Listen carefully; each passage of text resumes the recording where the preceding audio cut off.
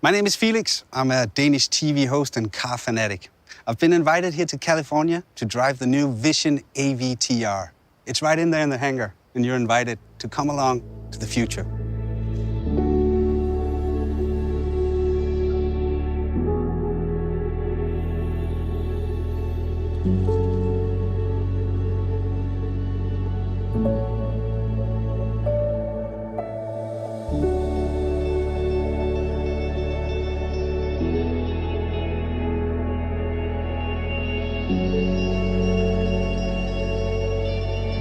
This must be the control unit.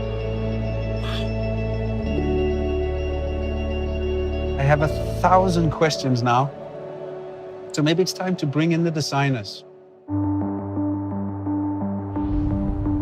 Well, I'm here with Gorden Wagener, Chief Head of Design at Daimler. Was that correct? Chief Design Officer. That was almost correct.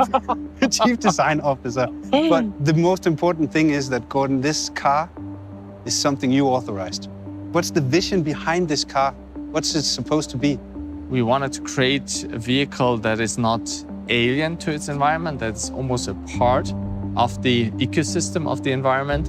And we actually didn't want to create a vehicle. It should be almost something like a living organism. Mm-hmm. I think you succeeded in that because it doesn't really feel like a car anymore, except it has 4 wheels. Actually, it can crab sideways. Really? Yeah. Like Why? 30 degrees sideways. Because we didn't want to have conventional wheels. These wheels, they look more like an animal paw, like soft and gentle. When you look at this car, what is it that you see as a designer? First of all, I think it looks very futuristic thanks to that super futuristic proportion. We wanted to create something that is very efficient looking, something that is almost like bio-design in harmony with nature. So it goes very gentle through the wind. From the materials, there's a lot of recycled materials.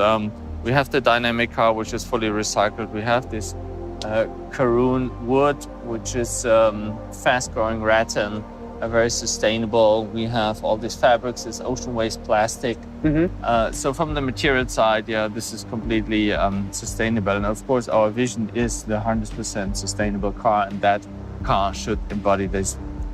Should we sit inside? Yeah, let's do that. You want to go on the other side? Yeah, sure. So actually the first moment is that wake-up moment when you enter the car and the car wakes up. So you see all these light strips, they come alive, and then you start that merge moment, and we connect with this merge device here. And of course, you can steer the car forward, backward, left and right, and then when you want to crab sideways, you tilt that. So there's a sensor in there as well? Yeah, and actually if you see it, it goes up and down like the car is breathing, and then it boots up and you see the screen. And now we are actually flying through the world of Pandora. And this is so cool about this project, as we are stepping even out of the car industry and go into a different industry or merge it with a different industry. In this case, entertainment, one of the biggest entertainment companies. And for me, I see Mercedes not really as a car brand. I see it as a leading luxury brand. In fact, we want to make it the most loved luxury brand. And projects like that with corporations from other fields bring us so much more inspiration that we can elevate what we do to a different level. Can we drive? Let's go and drive. Let's take it out for a spin. And you haven't driven it before. It's No. your first time as well. Whoa. Let's move it slightly forward, okay? We are rolling. Yeah, but steering wheels are so last year.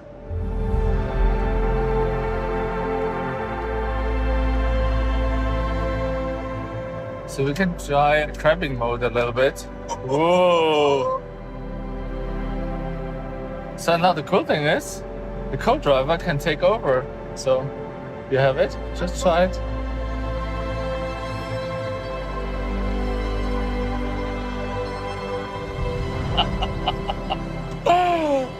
Oh, this is so cool.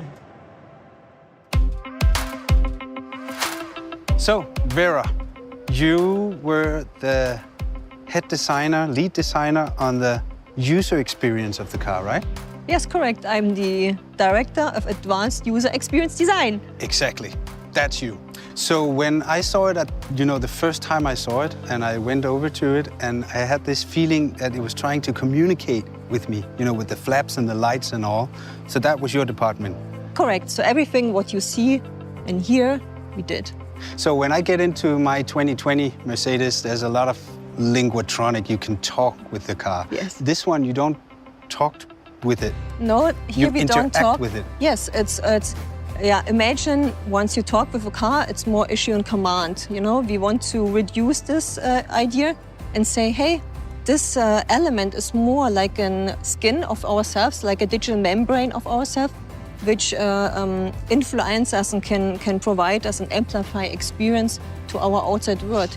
We have a more dialogue-based system, and of course, machine learning already can do a lot of things, but we are trying to really that this living organism is starting approaching the human and not we as a human approaching the machine, which is very different. Should we go inside? Yes, let's do it. You want to sit in the... Which way? I don't care. Both is fine. We can steer the car from both sides. True. I'll take the other one. Cool. You go in there.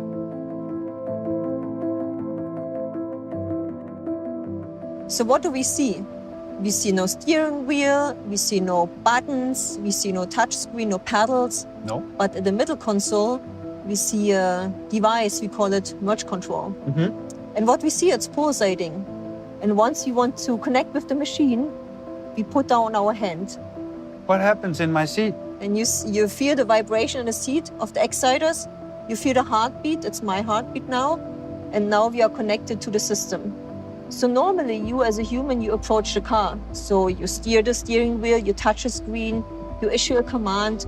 But we did it very differently in the Vision AVTR. Mm-hmm. In the Vision AVTR, you lift your hand and icons are projected onto your skin. I'm not touching the display anymore or pushing a button. No. But what I do is I raise my hand. You can do the same thing on your side. And then I move left and right. And you see that icons are projected onto my skin, onto Yes. my palm.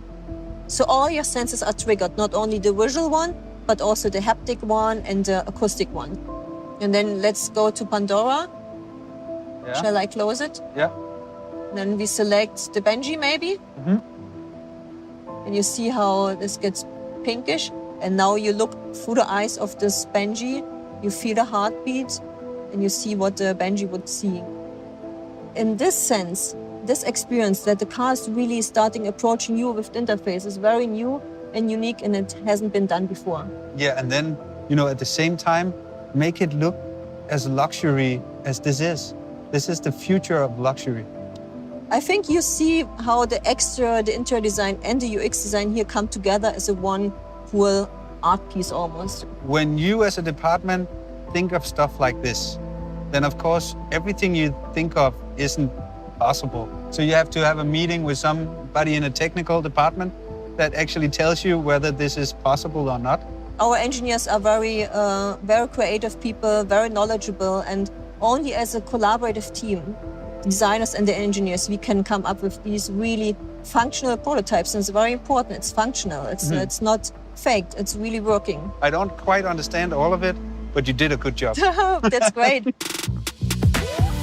Well, ladies and gentlemen, I'm here with Alex Dang.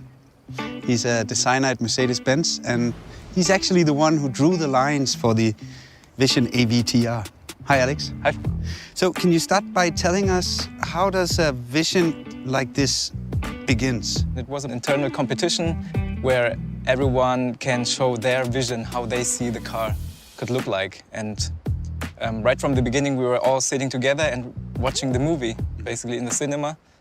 And while watching the movie, I did some scribbles and was thinking about how can I implement some shapes from the movie into the car. And then you actually won the competition? Yes, it was a long process. Internally, it's a competition, but in the end, it's like a team effort because you get some ideas and the other one gets some ideas and the designs keep getting better. Mm-hmm. So how long time did it take from you put the first line on a drawing until the design was ready? It was like 2 years, I would say. Was it difficult for you? Sometimes it comes natural and then sometimes it's a struggle. But you have to deal with it and trust the process in a way. Because in the end, there will be something cool coming out. If you feel too comfortable, then you're too much in your comfort zone, I would say. And creativity is, I think, about getting out of the comfort zone, which doesn't always feel nice, but then you can create something new, something stunning. Push the limits. Push to the limits, exactly. So you came up with the idea for the wheels? Yes, because I watched the movie and I saw the wood sprites and I thought, why not trying to implement those into our vision? What was the biggest challenge for you on the design of this car? I think the biggest challenge for me was to combine the best of both worlds, like this science fiction avatar world, into our reality and still make it recognizable as a Mercedes-Benz. Let's move to the back. Yeah. Because of these flaps that makes the car come alive. What's the story with these? We have 33 flaps, and the main functions are aerodynamics, communication, and also the expression. Because the aerodynamics, the main idea to change a lot of surfaces, to change the aerodynamics in a way that you want to have it or you need it. And the second is the communication aspect. You're sitting in the car, driving it. You can show, the first time, you can show your intentions to the outside, whether you're accelerating, you're braking, or you turn. Yeah. So everything will be manifested to the outside through the omnidirectional flaps. And the third is, because it's an artificial intelligence, it's like a living object. It also has emotions that can be expressed to the outside through the motion design. What do you think it drives like?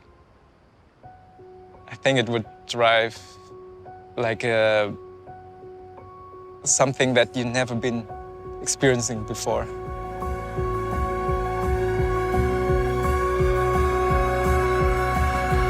So crazy!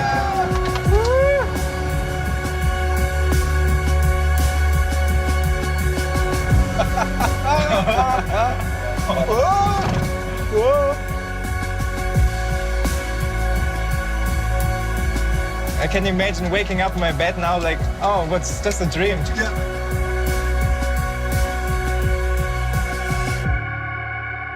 Dude, that was amazing. It really works. You drove your own car. That was nice.